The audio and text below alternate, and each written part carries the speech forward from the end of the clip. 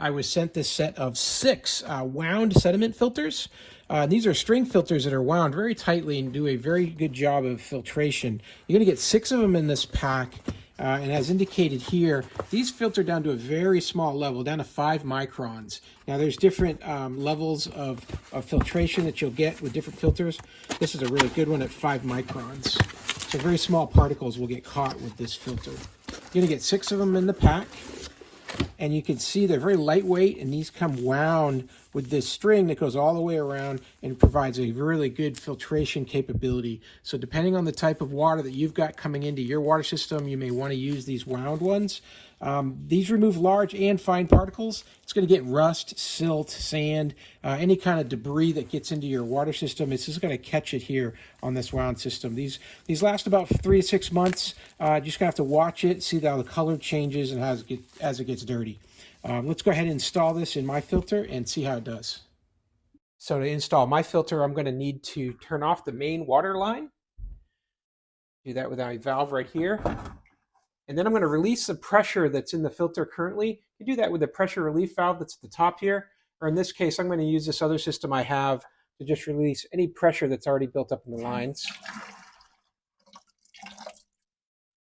Just let that drain out a little bit. So that way when I remove that filter housing, it won't be as stiff and won't splash all over the place. I've got a drain bucket here I'm going to put underneath the filter as well. Then I'm going to take my filter wrench that came with my filter and going to go ahead and loosen up the housing at the bottom here. To stop the filter from dripping, I can turn this valve on the top of my filter to the off position like this. And that'll isolate the valve.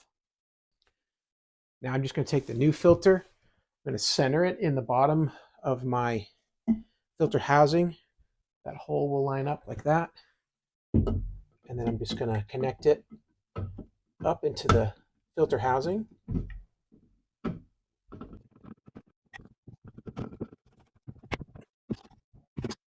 Tighten that up, put my valve back to on. Turn my water pressure back on. It starts to fill up.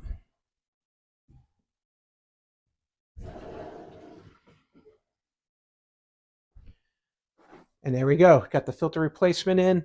Got the wound filter. This will do a great job to get any rust and any sediment out of my water before it comes into my system. Hey, I hope this video was helpful. Hope this information was useful to you. And as always, hope you have a great day.